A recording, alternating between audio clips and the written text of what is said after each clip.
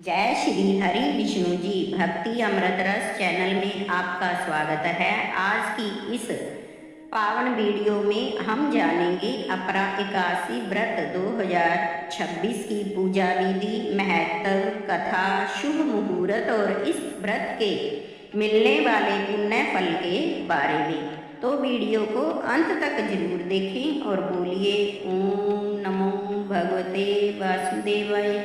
पूजा विधि: सुबह जल्दी उठकर गंगा जल मिलाकर स्नान करें और पीले वस्त्र पहने और पूजा स्थान पर विष्णु जी की और माता लक्ष्मी जी की मूर्ति स्थापित करें। दक्षिणावर्ती शंख से भगवान श्री विष्णु जी का अभिषेक करें, फिर उन्हें पीले फूल, फल, तुलसी दल अर्पित करें और घी का दीपक व धूप अगरबत्ती जलाएं और ओम नमो भगवते वासुदेवाय मंत्र का जाप करते हुए व्रत का संकल्प लें। फिर अपरा एकादशी व्रत की कथा सुने व आरती करें।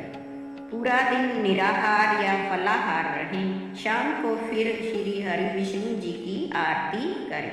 फिर अगले दिन द्वादशी की सुबह शुभ मुहूर्त में तुलसी दल या फल खाकर व्रत खोलें।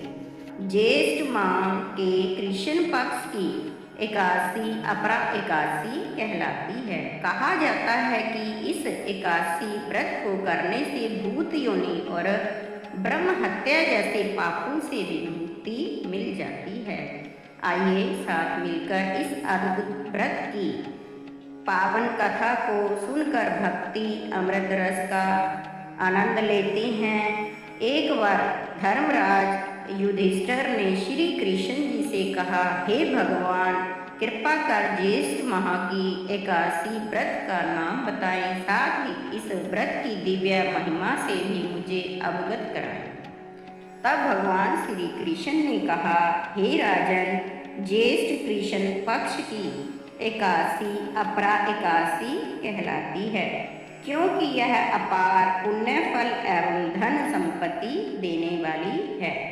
जो मनुष्य इस व्रत को करते हैं वे पृथ्वी लोक से के समस्त सुख भोग कर मोक्ष को प्राप्त होते हैं। यह एकादशी अचला तथा अपरा दोनों नामों से जानी जाती है। भगवान श्री कृष्ण आगे कहते हैं कि एक समय किसी राज्य में महिध्वज नाम के एक अत्यंत धर्मात्मा राजा हुआ करते थे। राजा महिध्वज जितने सदाचारी और धर्मात्मा थे, उनका छोटा भाई वज्रध्वज उतना ही अधर्मी प्रवृत्ति का था। वज्रध्वज मन ही मन अपने बड़े भाई राजा महिध्वज से द्वेष रखता था। उनकी और उनकी हत्या करने के लिए षड्यंत्र रचता रहता था। एक बार पापी वज्रध्वज अवसर पाकर अपने भाई महिध्वज की हत्या कर उन्हें जंगल में ले गया और पीपल के पेड़ के नीचे गाड़ दिया और खुद राजा बनकर राज करने लगा। इस अकाल मृत्यु के कारण राजा महिध्वज को प्रेत योनि में रहना पड़ा। वह उसी जंगल में पीपल के पेड़ में रहने लगा और उनकी मृत्यु के पश्चात वज्रध्वज अपनी प्रजा पर अत्याचार और दुराचार शुरू कर देता है।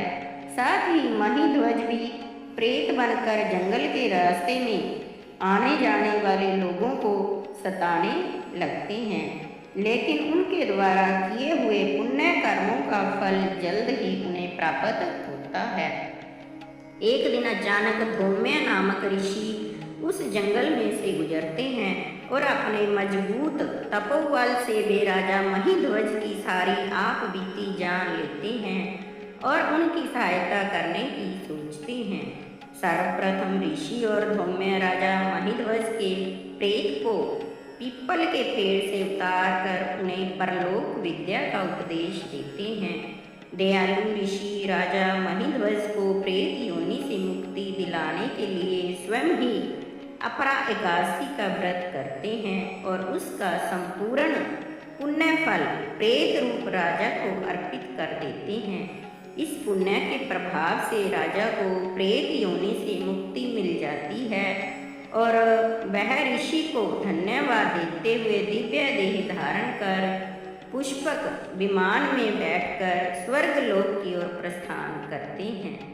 कथा का समापन करते हुए श्री कृष्ण जी युधिष्ठिर से कहते हैं कि हे राजन, अपरा एकादशी की यह कथा संपूर्ण जगत का कल्याण करेगी। इसे पढ़ने अथवा सुनने मात्र से ही मनुष्य अपने सभी पापों से मुक्त होकर मोक्ष की प्राप्ति करेगा। तो ये थी अपरा एकादशी व्रत की पौराणिक कथा। जय श्री हरि विष्णु जी। तो भक्तों, अगर आपको यह पावन अपरा एकादशी व्रत कथा और जानकारी पसंद आई हो तो वीडियो को लाइक करें, शेयर करें और हमारे चैनल भक्ति अमृत रस को जरूर सब्सक्राइब करें। ऐसी भक्ति व्रत कथा और भगवान की महिमा से जुड़ी वीडियो देखने के लिए जुड़े रहें हमारे साथ। जय श्री हरि विष्णु जी। राधे राधे।